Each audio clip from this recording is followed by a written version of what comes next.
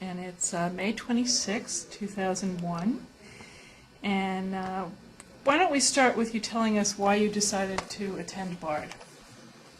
That's an interesting question because my my choices were a little different. I was no genius in languages, and I flunked Latin in Erasmus Hall High School in Brooklyn. And it was thought I should really get my high school diploma before I got drafted for World War II.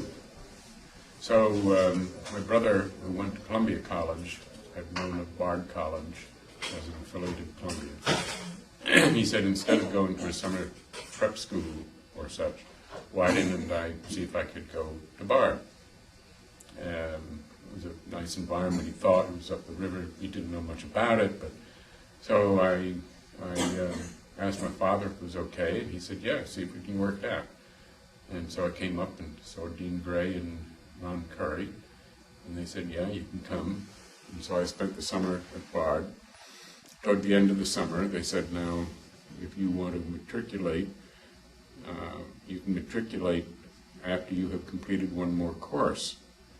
So if you enroll in the September program, one of those courses would be toward your matriculation, and the other three would be towards your college diploma credits.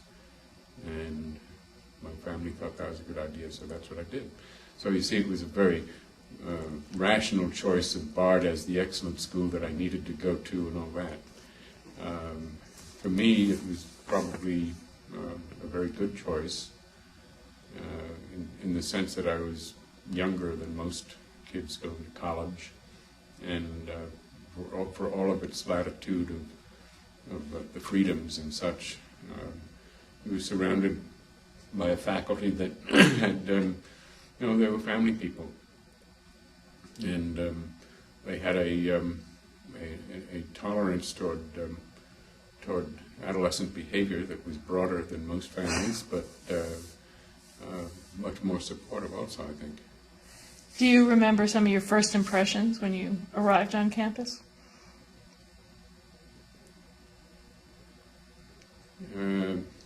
Not too much. Or maybe even when you came up for your first interview? Well, I went to Ludlow, where everything still centers, and met Ron Curry and Dean Gray at the time. His title was Dean, later President, no, it was just a very comfortable conversation. And at the end, they said, well, you want to do this, let us know. What moments from your college years stand out in your mind? There are a number of them that are incidental to the time and history. Keep in mind that most of the students left for the military at the end of the academic year. That summer was a summer where the college was accommodating those students who did not have call dates and the few students who were coming in.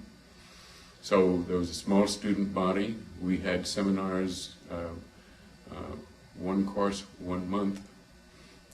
My first course was with George Gensmer in writing. We would get an assignment at 9 o'clock in the morning, due back at like noon, and then another assignment at noon, due back the next morning in creative writing. But of course, I had never done anything like that, near anybody else in the class. And we went through the summer that way, 1 month at a time. Some of the courses had horrendous reading lists. I remember sitting in Albee one night at like 3 o'clock in the morning trying to read a novel that had to be finished by the next morning, and Dean Gray walks in and says, oh, hi, I just wondered why the lights were on. And, it was that kind of intimate, personal environment that we were in. Other things that stand out subsequently are oddities. Because of the small student body, when the Army was here, The civilian students were the cadre that operated a large part of the campus. There were no people that they could go out and hire to help with libraries, telephone. The telephone was an old crank it and plug it system. Mimeographing, which is no longer part of life, stencil cutting, all kinds of chores of that type, where the civilian students were hired to do while the Army was here. And I probably learned more as a student librarian under Felix Hirsch than any one single course, partly because these Army guys would come into the library and say, I have to do a project on a subject, and where do I go? And so you were immediately involved in helping them research at least their sources. Where were these Army people? Where? They were in Stone Row and in Albee. Housed in Stone Row? Yeah. They had 4 double-decker bunks in each of the suites. They had double-decker bunks in each of the Albee rooms, and including the center rooms. So there were 6 to a suite in Albee. The civilian student body was housed in warden halls. The entire civilian student body was housed there. With all male at that point. All male, and actually we were in the 2 side ones, not the center, because the center was faculty in the infirmary. That's how large the student body was.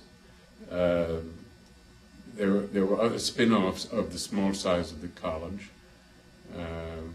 in that that cluster of classes got to know each other extraordinarily well, better than, say, freshman to senior now, or that sort of thing.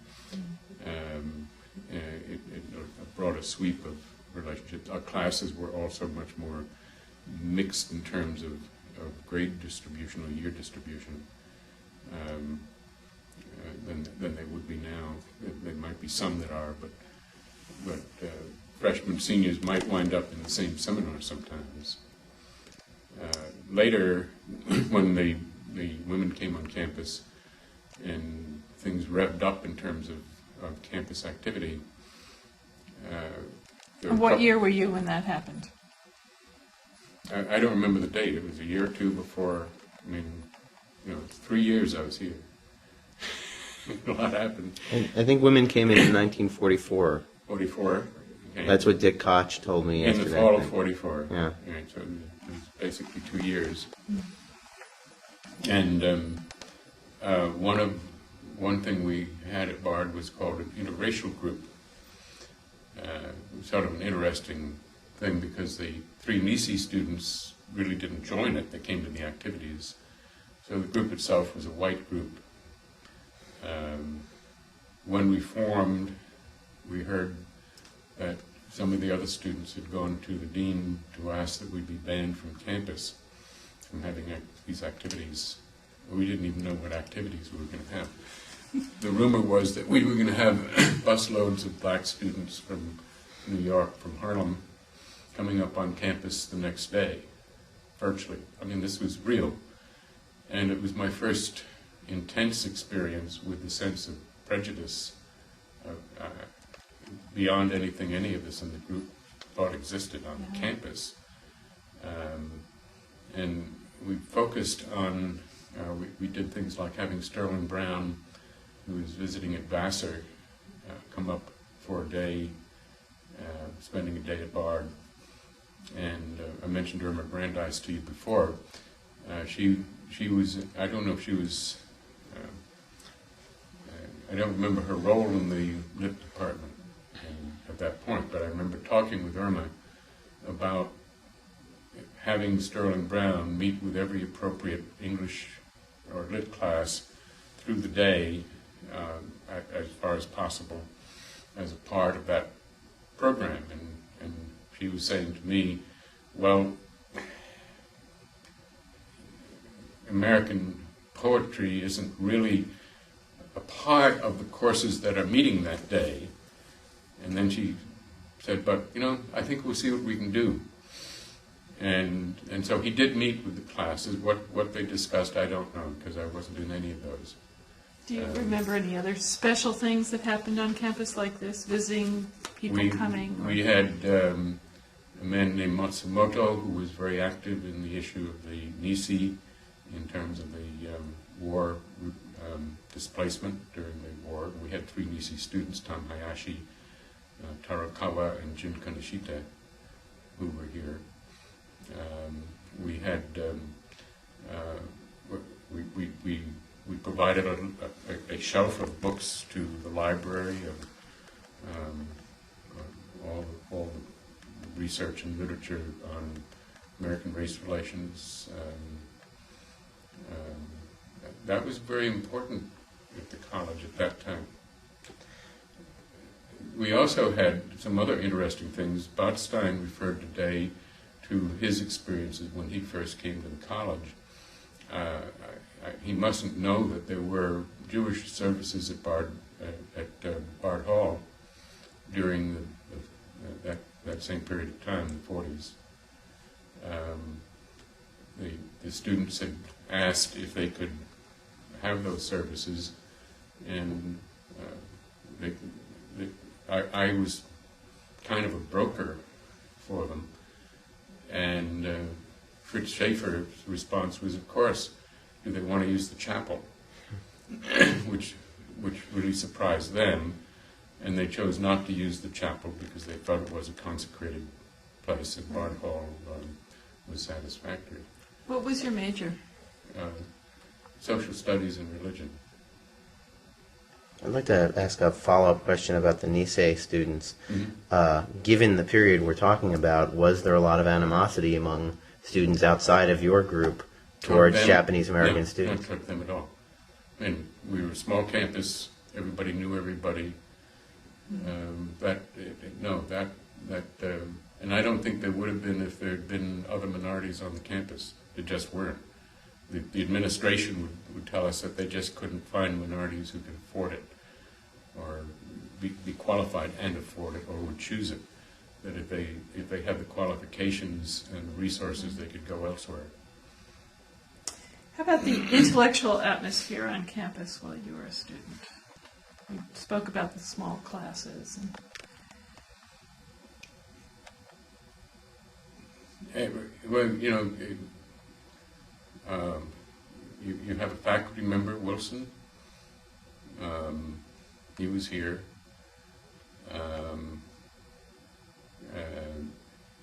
The academic standing of the college at the time was reasonably good, probably stronger now, but it was respected.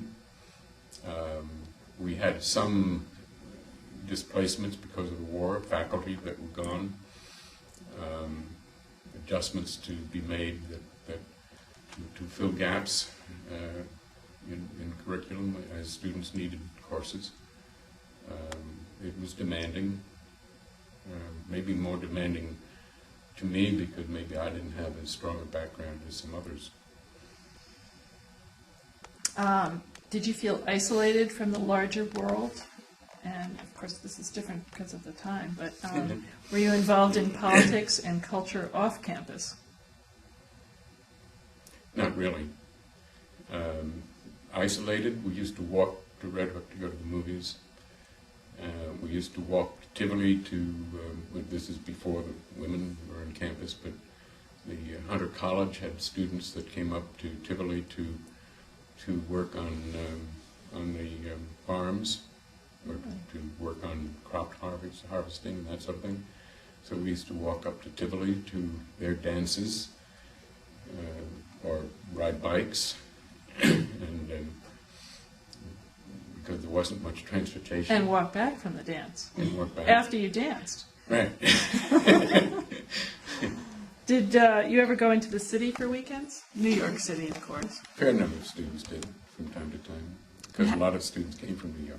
And how would they get back and forth? By train. And there was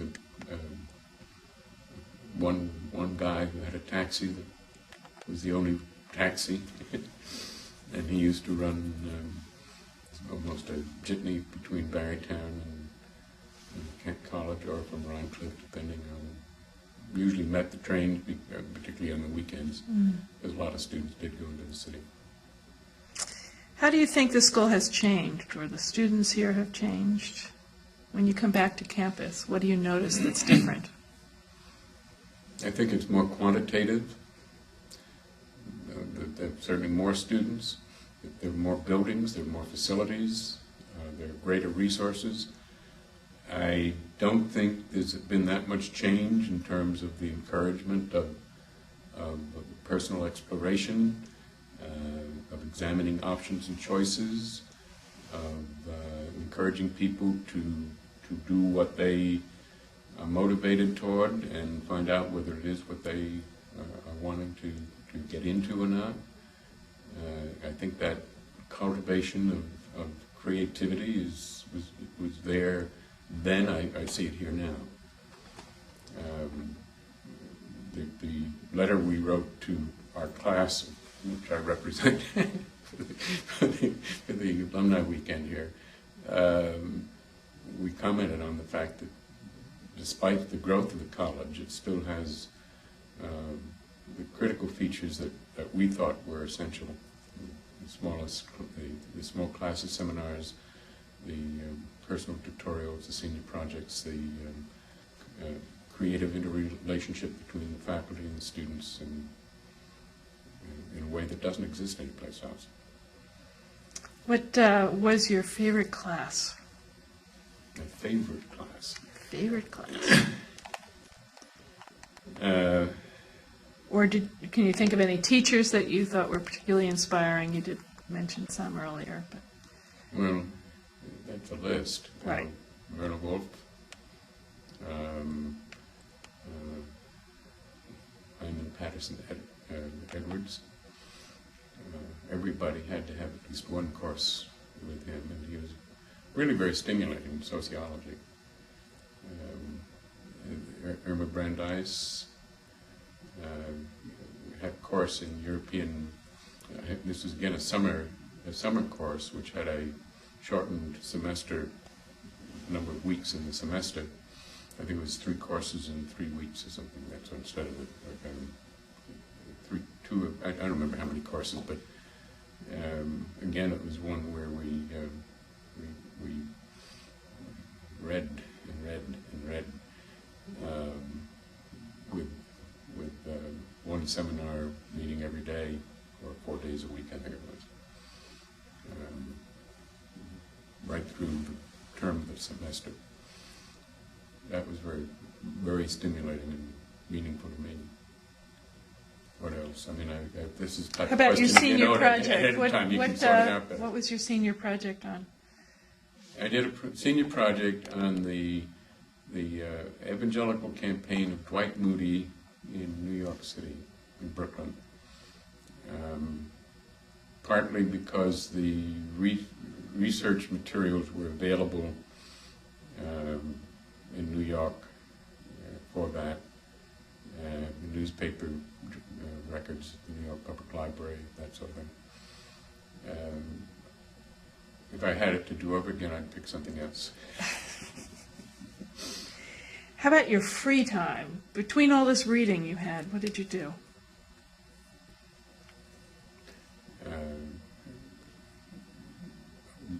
I was one of about 15 or 20 students that were active in this interracial group.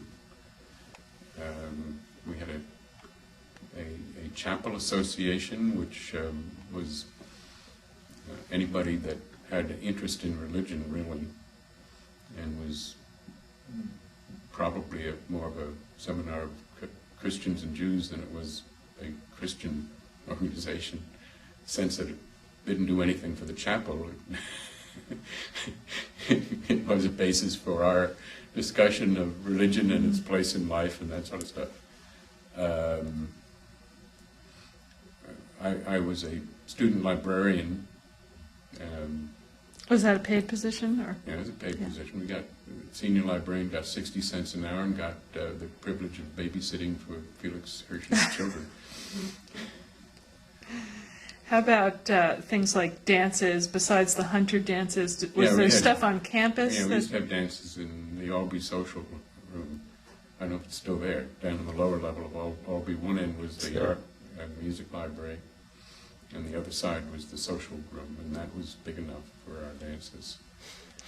Were you involved in Were you involved in music as you are now in your life?